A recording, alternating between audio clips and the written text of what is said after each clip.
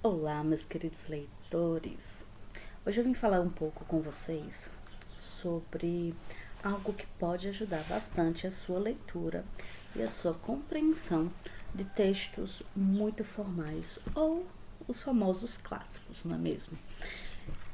Mas antes de começarmos, eu quero trazer duas frases que não são minhas, eu achei na internet, mas que elas são de grande impacto e traz uma reflexão para nós nesse momento de sensibilidade onde muitos brasileiros não sabem ler. Como assim não sabem ler? Eles têm a capacidade de compreensão de palavras, de fazer a leitura, mas eles não conseguem compreender um texto longo. Um texto, cumprir uma folha inteira, por exemplo, se torna de difícil compreensão. Isso pode atrapalhar bastante no momento de assinar um contrato, no momento que precisar ler no trabalho, ou estudar, ou avançar um pouco mais nas ideias, até mesmo na organização do pensamento quando for argumentar algo. Quando quiser argumentar alguma ideia, falar sobre alguma ideia que teve e dar seus pontos de vista, o fato de não ter um vocabulário um pouco mais extenso, não é vocabulário difícil, é um vocabulário com mais opções, a conversa se torna muito repetitiva e muito curta. E aí não gera conexão com outras pessoas. E isso é muito complicado nos dias de hoje, você não conseguir gerar essa conexão com outras pessoas. Além disso, tem algo muito interessante, muito importante sobre a leitura de uma maneira geral para facilitar a compreensão dos textos. Existem formatos, edições, que são diferenciadas justamente para ajudar o público foco, o público daquela faixa etária, por exemplo, para compreensão daquela história de uma maneira ou mais leve ou com menos quantidade de vocabulários antigos. Literatura clássica normalmente tem um vocabulário um pouco mais difícil ou palavras que são pouco usadas nos dias atuais, e isso pode tornar a leitura sim um pouco mais lenta, desgastante, cansativa. Eu sugiro sim ler esses livros porque prepara o seu cérebro para o desconforto. Sim, essas leituras mesmo que frustrantes, elas ajudam a ampliar o vocabulário, mesmo que você não utilize muito, mas você acaba expressando melhor as suas ideias, você para pensar, o seu pensamento se torna melhor conectado, mais organizado, existe um passo a passo. E essas leituras clássicas ajudam a fazer isso. Por isso que é um desafio. Ah, mas eu não consigo ler de jeito nenhum. E tá tudo bem, não tem problema. Dá o primeiro passo. Um passo de cada vez e a gente chega lá. O primeiro passo que eu trago é escolher um livro correto. O título a gente já tem, leitura clássica. Olha só, essa é uma dica importante. Para leitura clássica, eu tenho aqui várias coisas em cima da mesa, então. Nós vamos ver, para quem tem maior dificuldade de compreensão do texto, nós temos livros adaptados. Eu vou mostrar alguns exemplos, tá? E temos na nossa livraria também disponível, que é, por exemplo, Jane Austen, Orgulho e Preconceito. Esse livro aqui atrás, ó, esse rosinha aqui, ele tem 3 histórias diferentes, as 3 principais: Orgulho e Preconceito, Razão e Sensibilidade e Persuasão. Vamos focar em Orgulho e Preconceito. Ali é a leitura integral, completa da história. Então, assim, tem os vocabulários, tá traduzido, claro, mas tem os vocabulários que fazem parte da época.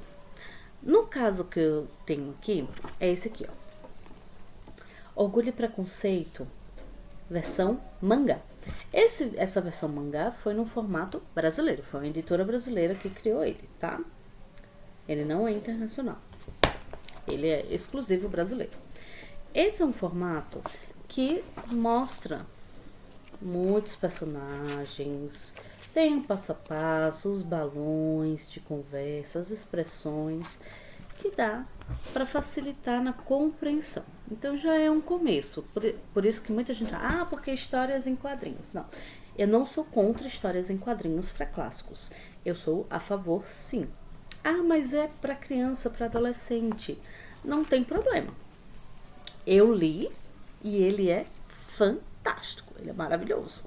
Um pouco dramático, mas maravilhoso.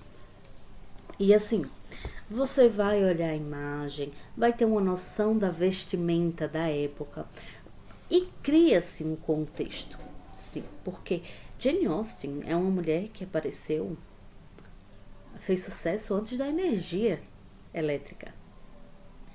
Então, as vestimentas eram diferentes, as regras sociais eram diferentes, a forma como o homem conversava com a mulher é diferente, a abordagem é outra, então não podemos imaginar todo um cenário da atualidade e colocar essa história. Tem as adaptações para a modernidade, sim, da Jane Austen, do próprio Orgulho e Preconceito, mas não é isso que estamos fazendo aqui. O que nós queremos é que você possa ter a noção de como era a época ao ver as imagens em quadrinhos, a vestimenta dos personagens, as falas, as expressões. É em formato de mangá, então tem sim suas alterações e adaptações para mangá, que é uma estrutura de história em quadrinhos que vem muito da cultura japonesa, certo? Então tem todas essas adaptações. Mas tem outra ainda também. Essa é um pouco mais infantil, sim, mas ela é super divertida, eu super recomendo, que é Orgulho e Preconceito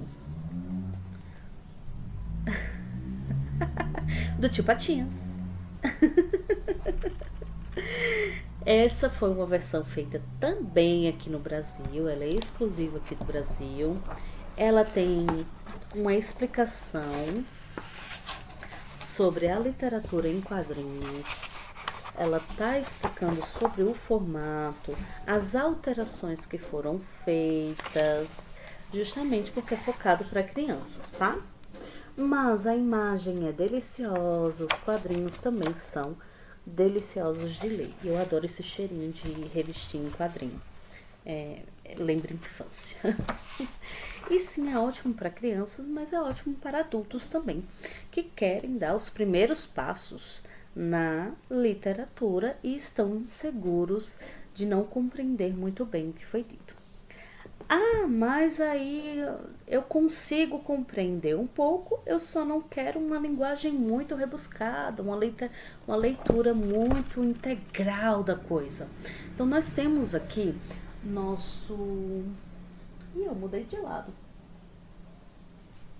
Deixa eu pegar para vocês. Nós temos aqui o Orgulho e Preconceito nesse formato. Ele vai ser o texto completo, só que um pouco mais adaptado, com a linguagem mais simples e acessível e fácil compreender, ok? Eu falo muito da importância das edições, dos formatos de edições, porque os textos são diferentes. Por mais que a história seja a mesma, esse texto é diferente desse, que é diferente desse. As editoras, elas têm a capacidade de fazer as adaptações para focar no que elas querem focar. Podem focar na criança, então eles vão adaptar com um vocabulário para criança. Querem adaptar para adolescentes, então eles vão utilizar um vocabulário voltado para adolescentes. E mesmo sendo uma história clássica, uma história de séculos, tá? Só Jane Austen tem mais de 200 anos, então, para vocês pensarem nesse ponto. Então, o formato do texto é diferente para se tornar acessível. Por isso que eu digo, tomem muito cuidado quando vocês forem escolher a edição. Se for uma edição muito moderna, existe uma grande chance do texto ser adaptado e alterado, tá? Existem troca de palavras, tem uma alteração, correndo até o risco de ter mudança de sentido, ok? Tem algumas adaptações que são maravilhosas. Tem o Conde de Monte Cristo que eu li aqui, ó, tá ali em cima ele. Tem um texto adaptado da editora Príncipes. Ele é incrível e eu super recomendo também. Todos esses livros vocês encontram na nossa livraria, tá? Mas existem livros que a gente precisa tomar cuidado. Caso você queira ler a versão integral, completa, vocês precisam procurar uma observação ou na capa do livro, ou em alguma parte do livro que vai ter, que é texto integral. Quando a literatura é clássica, ele vai ter escrito se o texto é integral ou se é adaptado. Eles sempre colocam isso. Por exemplo, o Conde de Monte Cristo está lá em cima. Eu li a versão adaptada e me apaixonei. Assim, ele é mais antigo do que a própria Jane Austen e é surreal de fantástico. Tem espadachim, tem guerra de Napoleão, tem problema de governo, tem vingança, tem bolsa de valores da época, que foi uma das primeiras bolsas de valores. E é muita loucura e você começa a entender todo o contexto. Foi onde tudo começou. A bolsa de valores, a questão de Napoleão Bonaparte. Quando Napoleão Bonaparte foi derrubado a primeira vez, estava tentando subir ao poder. Aí tinha a questão de traição política, tinha a traição entre amigos, a traição do próprio amor. E, nossa, muito bom mesmo. Tudo isso, e ainda assim, ele é um texto incompleto. Quando eu encontrei a versão integral, a versão completa do texto, tinha mais aproximadamente quase 1000 páginas. Pois é, porque uma história que acontece nos anos mais ou menos de 1770 e alguma coisa. 1771, 72. A energia elétrica, só para vocês terem noção, a energia elétrica chegou em 1913, mais ou menos. 1910, 1914, estava por ali. Estava chegando junto com a Primeira Guerra Mundial. Não tinha nem acontecido a Primeira Guerra Mundial ainda. Olha só. Entende? Então, entender esse contexto histórico faz com que a gente perceba o que é que tinha e o que é que não tinha. Não tinha carro na época, era só carruagem e cavalo. E andar a pé. Os revólveres não eram comuns. O próprio revólver não era comum. Era espadachim. Então as pessoas faziam espadachim. Então, isso cria um imaginário na nossa cabeça. Mas se você nunca ouviu falar ao que é um espadachim, uma luta de espadas. Perfeito, você consegue imaginar uma luta de espadas. Mas, se você não souber, aí você vai precisar pesquisar, vai precisar olhar em volta, vai precisar fazer seus estudos antes. Então, cada edição tem o texto adaptado muitas vezes tem essa finalidade de facilitar a leitura de um clássico. Para aí depois você conseguir, se você tiver interesse, se você se apaixonar pela história como eu me apaixonei pelo Conde de Monte Cristo, você pegar o texto integral, que tem mais de 1000 páginas e tem várias partes que foram excluídas desse texto adaptado, certo? Eu gosto de falar muito sobre isso e eu trouxe um texto adaptado do nosso clássico da literatura brasileira, do nosso querido e amado Machado de Assis. Não que eu seja super fã dele, tá? Mas eu tenho que dar os créditos à pessoa. Então, temos aqui, atualmente ficou com o título como um apólogo. Um apólogo porque é o formato da escrita, que é uma narrativa entre objetos inanimados. Inicialmente, ele ficou com o título de A Agulha e a Linha. A Linha e a Agulha, uma coisa assim, de Machado de Assis. E eu tenho o texto integral de 1896. E eu quero trazer também o texto atual, adaptado para crianças, que pode facilitar para vocês perceberem as diferenças na forma que é escrito. Se vocês lerem o texto original, tem diferenças até na questão de ortografia. Tem coisas com hífen que a gente não usa mais hífen, tem coisas com acentuação que não tem mais acentuação hoje em dia. Tem essas diferenças também, tá? Quando a gente lê. O livrinho, ele é até todo amarelinho, coitado, de tão antigo que ele é. Esse livro era um livro de português, de estudo de português. Ele é do ano de 1963. 1963. Provavelmente foi algum livro do meu pai. Sim, ele é o volume 70, tá? Vamos lá. Mas o texto mesmo, ele é de 1896, que é o texto integral, completo. Na época dos 1900 e tal, eles não faziam alteração textual, eles mantinham a linguagem. Vamos ver. Era uma vez um Apólogo. Era uma vez uma agulha que disse a um novelo de linha: por que você está com esse ar, toda cheia de si, toda enrolada, para fingir que vale alguma coisa neste mundo? Deixe-me, senhora. Que a deixe por quê? Porque lhe digo que está com um ar insuportável. Repito que sim, e falarei sempre que me der na cabeça. Que cabeça, senhora? A senhora não é alfinete? É agulha? A agulha não tem cabeça.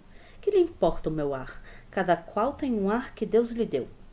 Importe-se com a sua vida e deixe a dos outros. Mas você é orgulhosa? De certo que sou. Mas por quê? É boa, porque coso. Então, os vestidos e enfeites de nossa ama, quem é o que os cose, senão eu? Você? Esta agora é melhor. Você é que os cose? Você ignora que quem os cose sou eu e muito eu? Você fura o pano, nada mais. Eu é que coso, prendo um pedaço ao outro, dou feição aos babados. Sim, mas que vale isso? Eu é que furo o pano, vou adiante, puxando por você, que vem atrás, obedecendo ao que faço e mando. Também os batedores vão adiante do imperador. Você, imperador? Não digo isso, mas verdade é que você faz um papel subalterno, indo adiante. Vai só mostrando o caminho, vai fazendo trabalho obscuro e ínfimo. Eu é que prendo, que ligo, que ajunto. Estavam nisto quando a costureira chegou à casa da baronesa. Não sei se disse que isto se passava em casa de uma baronesa, que tinha a modista ao pé de si, para não andar atrás dela. Chegou a costureira, pegou o pano, pegou a linha, pegou a agulha, enfiou a linha na agulha e entrou a coser. Uma e outra iam andando orgulhosas pelo pano adiante, que era a melhor das sedas, entre os dedos da costureira, ágeis como os galgos de Diana, para dar a isto uma cor poética. E dizia a agulha: então, senhora minha, ainda teima que nos dizia há pouco? Não repara que esta distinta costureira só se importa comigo? Eu é que vou entre os dedos dela, unidinha a eles, furando abaixo e acima. A linha não respondia nada, ia andando. Buraco aberto pela agulha era logo enchido por ela, silenciosa e ativa, como quem sabe o que faz e não está para ouvir palavras loucas. A agulha, vendo que ela não lhe dava não lhe dava resposta, calou-se também e foi andando. E era tudo silêncio na saleta de costura. Não se ouvia mais que o plique, plique, plique, plique da agulha no pano. Caindo o sol, a costureira dobrou a costura para o dia seguinte, continuou ainda nesse e no outro, até que no quarto acabou a obra e ficou esperando o baile. Veio a noite do baile e a baronesa vestiu-se. A costureira que a ajudou a vestir-se levava a agulha espetada no corpinho para dar algum ponto necessário. E enquanto compunha o vestido da bela dama e puxava a um lado ou outro, arregaçava daqui ou dali, alisando, abotoando, acolchetando a linha para mofar da agulha, perguntou-lhe: Ora, agora diga-me, quem é que vai ao baile no corpo da baronesa, fazendo parte do vestido e da elegância? Quem é que vai dançar com os ministros e diplomatas enquanto você volta para a caixinha da costureira antes de ir para o balaio das mucamas? Vamos, diga lá. Parece que a agulha não disse nada, mas um alfinete, de cabeça grande e não menor experiência, murmurou a pobre agulha. Anda, aprende, tola. Cansas-te em abrir caminho para ela e ela é que vai gozar da vida enquanto aí ficas na caixinha de costura. Faze como eu, que não abro caminho para ninguém. Onde me espetam, fico. Contei essa história a um professor de melancolia que me disse, abanando a cabeça: também eu tenho servido de agulha a muita linha ordinária. Eu amo essa história, tá? Eu não sou fã do Machado de Assis por algumas histórias, mas essa foi a primeira fábula. Eu chamo de fábula, né? O primeiro apólogo que eu li quando criança. Eu li esse original quando eu tinha mais ou menos uns 10 anos. E eu fiquei apaixonada por essa história. Para aqueles que têm dificuldade de entender a linguagem que está aqui, o couso, o deixe-me, o conjunto dessas palavras pode tornar difícil a compreensão do texto. E por isso, atualmente, as editoras, os professores, os próprios pais, eles estão adaptando a leitura para que fique acessível à capacidade cognitiva dos leitores.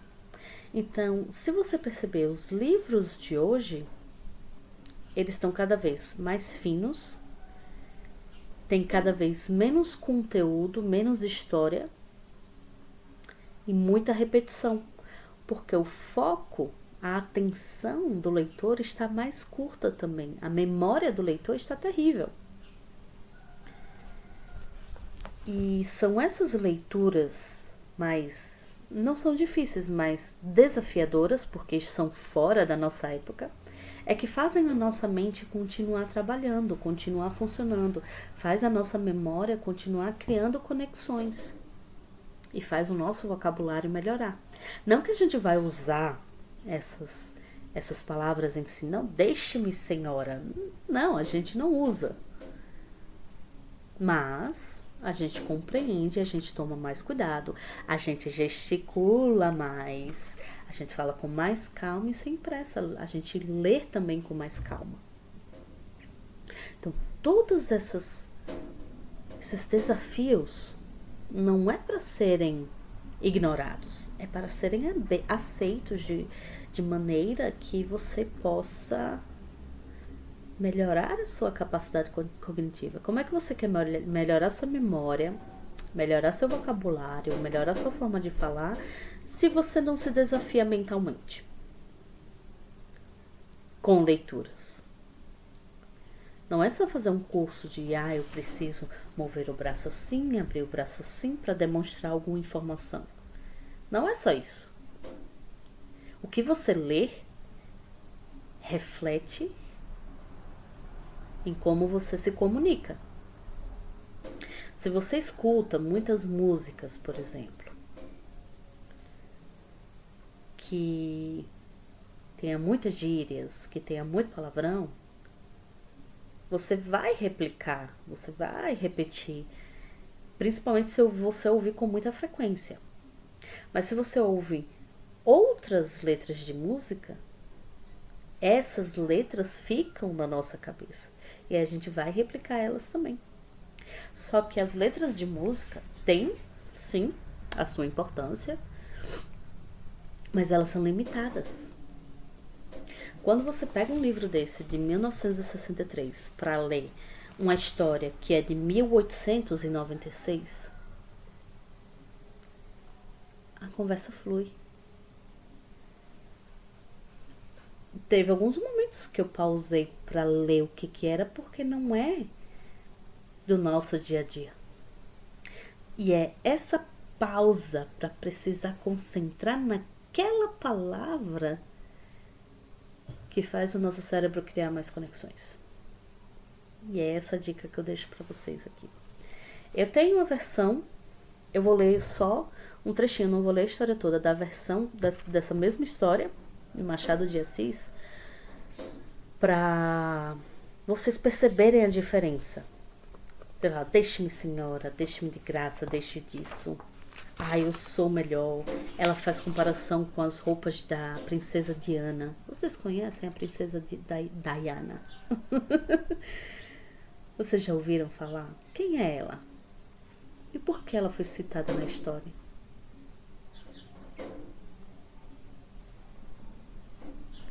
Bailes. Que bailes? Por que um baile? Quem é que ia a esses bailes em 1896? Modista? Costureira? O que é uma modista? O que é uma costureira? Fazer a própria roupa? Elas faziam a própria roupa para ir a um baile? Percebem como é diferente nos nossos dias? A gente já compra roupa pronta por causa do fast fashion. A gente já compra roupa pronta na loja, vai lá, experimenta, vê se cabe, se não cabe. A gente não tem mais o costume de ir a uma costureira para fazer essas roupas. Só quando é para reformar abadá de carnaval, criar fantasia, e olhe lá, que hoje em dia compra cola, compra qualquer coisinha, cola na roupa e faz em casa mesmo. Percebem como é diferente uma época da outra, mas ainda assim cria-se um imaginário? Linha, agulha, alfinete são acessórios só para costura, entendeu? A gente cria todo o imaginário, e é isso que tá a beleza do ler. Porque a gente cria um imaginário, a gente cria a imagem na nossa cabeça, na maioria das vezes, e isso é o que torna o mundo mais criativo. Não é porque você viu a imagem, não, é porque você desenhou a sua imagem mentalmente. Você imaginou todo um cenário mentalmente. É esse o charme da coisa. E é para isso que eu estou aqui. Eu estou aqui para fazer o convite a vocês, para vocês virem criar esse imaginário, esse criativo comigo aqui no canal. Venham junto comigo. Vamos ler histórias. Vamos compreender essas histórias. Vamos analisar as edições delas. Quais foram a adaptação que foi feita? Qual foi a alteração? Porque isso faz diferença na hora de ler. Na hora de você escolher um livro. Na hora para saber o nível de frustração que você... Porque na hora de que você vai escolher ler algo que está fora da sua zona de conforto, que é o ideal, tá, gente? Você precisa escolher de forma adequada para não virar uma frustração eterna. Tem que encontrar ali um meio termo, tem que ser... eu tô no nível... Vamos pensar aqui numericamente para facilitar a visualização. De 1 a 10 de leitura e compreensão, eu tô no nível 4.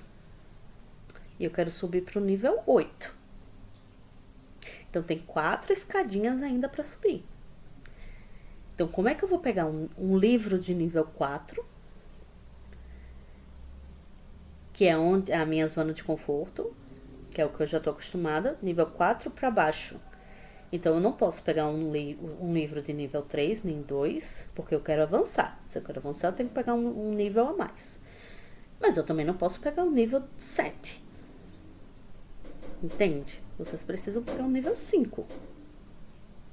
para vai ter aquela pausa na leitura, vai ter a frustração sim, mas a frustração vai ser facilmente diluída com o tempo, porque quando você finaliza o livro, você vai entender o todo e você vai se apaixonar.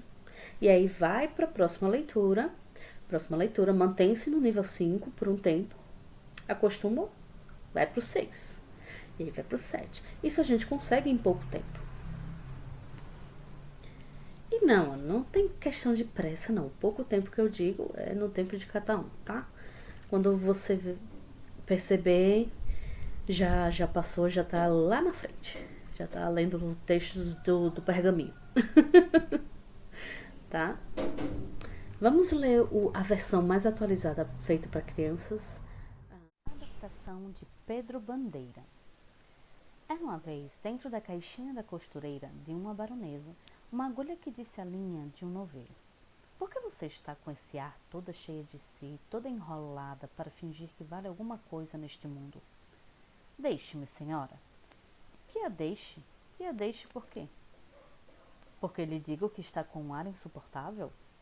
Repito que sim. E falarei sempre que me der na cabeça. Que cabeça, senhora? A senhora não é alfinete, é agulha. A agulha não tem cabeça. Que lhe importa meu ar? Cada qual tem um ar que Deus lhe deu. Importe-se com a sua vida, deixe dos outros. Puxa, como você é orgulhosa. De certo que sou. Mas por quê?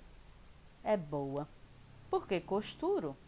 Então os vestidos e enfeites da nossa ama, quem é que os costura, se não eu?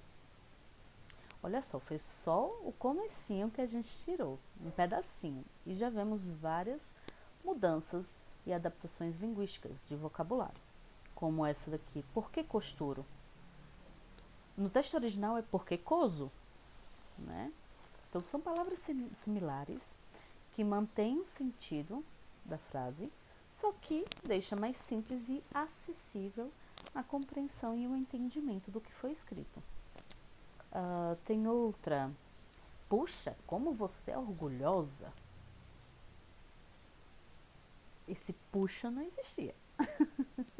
É uma gíria mais atual. Que vai, oh, puxa vida, puxa. É uma expressão.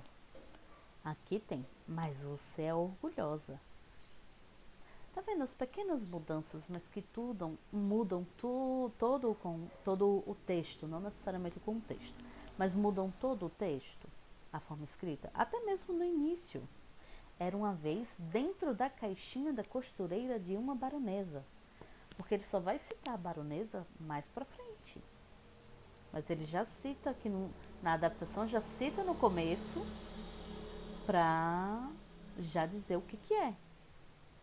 E ele nem, no original, ele nem diz que é de fato da baronesa, mas é possivelmente de uma baronesa, ele não dá certeza.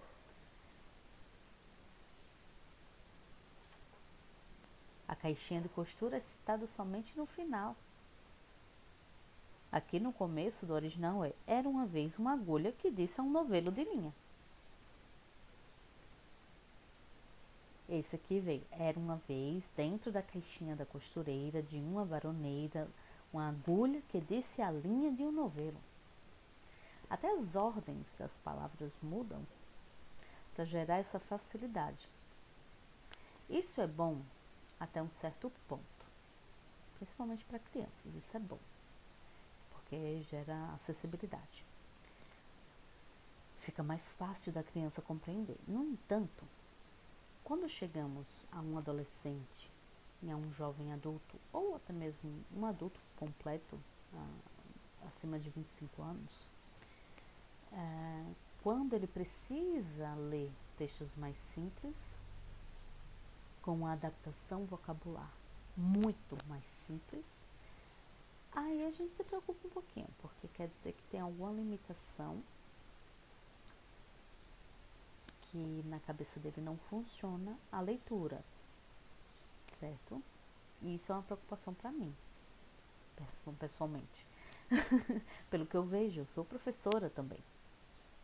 Eu vejo muitas limitações linguísticas dos alunos por conta disso, por conta do dia a dia, da rotina deles. E eu vejo também como livreira, como vendedora de livro e leitora, que está havendo sim uma adaptação linguística para que as pessoas possam ler, continuar lendo, mas essa leitura já não é de tanta qualidade. Eu posso mostrar para vocês facilmente, mas isso vai ficar para uma outra postagem, a diferença de uma leitura moderna do início dos anos 2000, mais ou menos 2013, para uma leitura atual de 2000, mais recente, 2000, entre 2024 e 2026, no pós-pandemia. As pessoas podem até estar lendo mais em alguns aspectos, que dizem, o número de leitores aumentou no Brasil de 2 anos para cá. Mas leitores em que sentido? Qual é o nível de compreensão? Qual é o nível de argumento que esses leitores têm? Podemos pegar também, eu gosto muito de fazer esses comparativos, porque a gente percebe o nível de compreensão que era de uma época para o nível de compreensão que é da atual. E por que as editoras precisam mudar o jeito que o livro está sendo escrito? Porque as pessoas não estão entendendo. Se elas não entendem, elas não compram. Então eles precisam criar alternativas ou mudar o formato do mercado, que é o que aconteceu. As editoras mudaram o formato do mercado para gerar conteúdo e gerar vendas. Eles precisam das vendas. Se ficarem dependendo só de manter cultura, não precisamos pensar somente no bem-estar do cérebro. Não, eles precisam gerar engajamento para gerar venda e gerar números. Percebem o caos que estamos e quanto nós precisamos dessa reflexão de ir e vir nessa reflexão e tentar encontrar um equilíbrio para termos um bem-estar pessoal. Porque essa questão da leitura ficar mais simples, os textos ficarem mais fininhos, tem leituras que são gostosas de ler e tá tudo bem, aquela leitura para relaxar, né, para não se importar com o mundo. Tem leituras que precisam ser para relaxar, uma história fictícia, mas que tenham alguma profundidade de linguística para nosso cérebro continuar trabalhando. Jane Austen, falam dela de muitas maneiras, mas a leitura dela é para relaxar, ela não quer gerar argumento de nada. Ela só quer mostrar como funcionava a sociedade na época dela e como ela conseguiu mudar essa força no livro, porque é ficção. Ficção, ela pode fazer o que ela quiser. E só isso.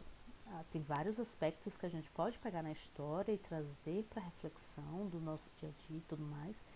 Sim, mas não era essa a preocupação dela. Tenho certeza. Ela não queria esse nível de profundidade. Ela não estava preocupada com isso. Ela queria mostrar como era a sociedade com personagens mais fortes. Mulheres mais fortes. Mulheres mais independentes. Que elas sempre existiram, mesmo com o mundo tentando dizer que não, mas essas mulheres fortes sempre existiram e sempre vão existir.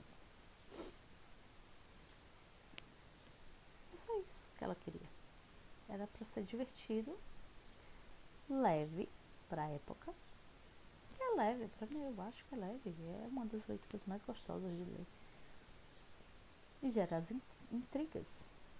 Drácula. Por que Drácula? Inventaram Drácula? Porque foi o rei, não sei o que lá, que ele era muito malvado. Ninguém tava nem aí pra isso. Porque pra falar da sociedade, sanguessuga. Não. Quando escreveram Drácula, ele não estava preocupado com isso. Bram Stoker, ele só queria criar um personagem que chamasse atenção, que fosse intrigante, que trouxesse vários aspectos. E sim, ele pegou vários aspectos sociais, ele se inspirou em uma pessoa real, com uma doença real, e adaptou isso para ficção de fantasia. Entendem onde eu quero chegar? Então, todas essas adaptações traz algum tipo de reflexão, mas a gente não precisa estar refletindo o tempo todo. Tem um momento de relaxar, de só respirar.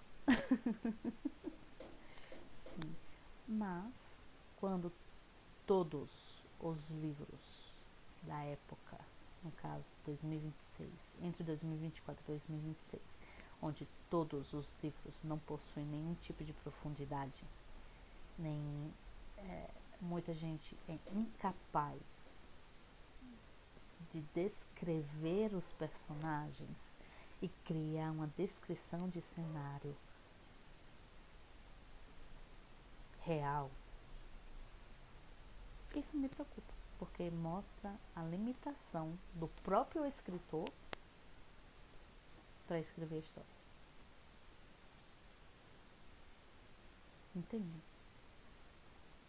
Eu tenho meus livros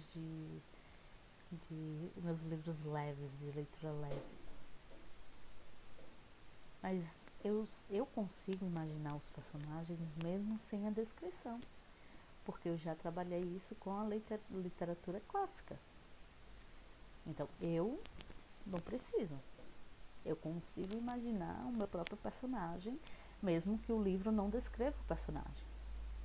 E aí eu vou fazendo as adaptações, porque do nada, no início da edição, diz a pessoa alta e magra e desengonçada. Tá, mas o que é uma pessoa desengonçada?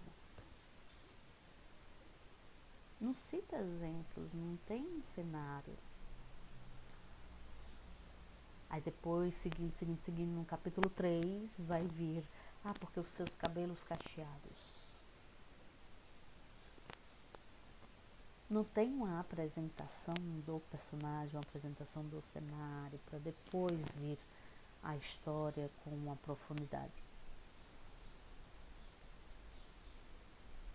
As edições atuais estão assim. Então eu gosto de trazer, ir e vir na história para mostrar a importância de arriscarmos, porque senão nossa mente vai ficar condicionada e vai ser facilmente levada para qualquer caminho que qualquer pessoa queira. E você quer ficar limitado? Ou você quer ser uma pessoa que está aberta a novos mundos, a novas experiências? Eu tô falando de experiências de livro mesmo. Pode ser para viagem? Pode ser para conversar com pessoas de outras culturas? Pode também. Maravilhoso. E o livro vai te ajudar a isso.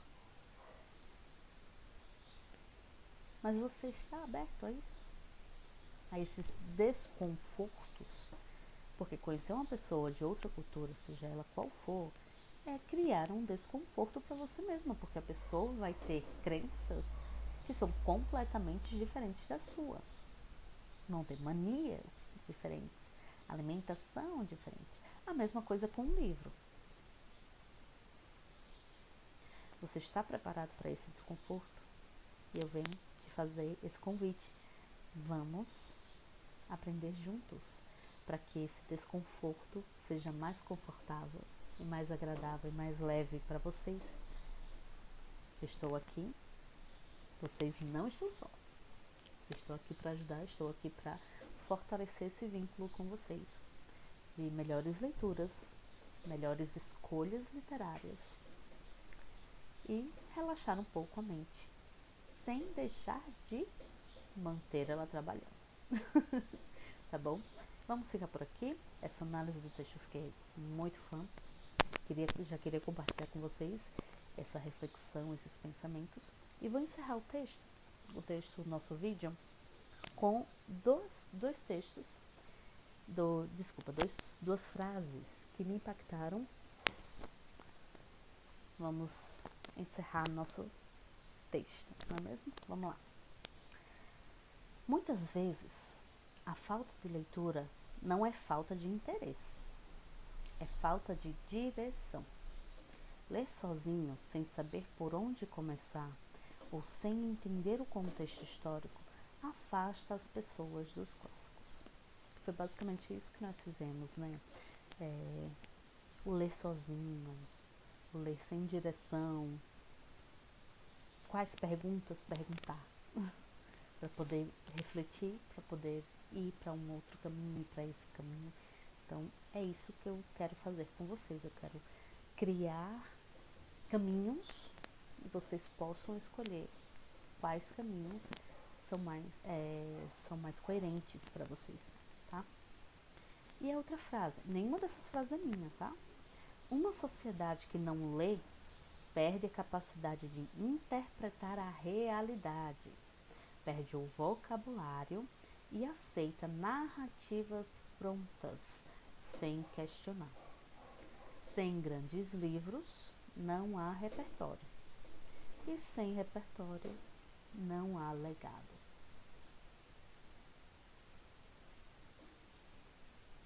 Certo? Uma sociedade que não lê perde a capacidade de interpretar a própria realidade.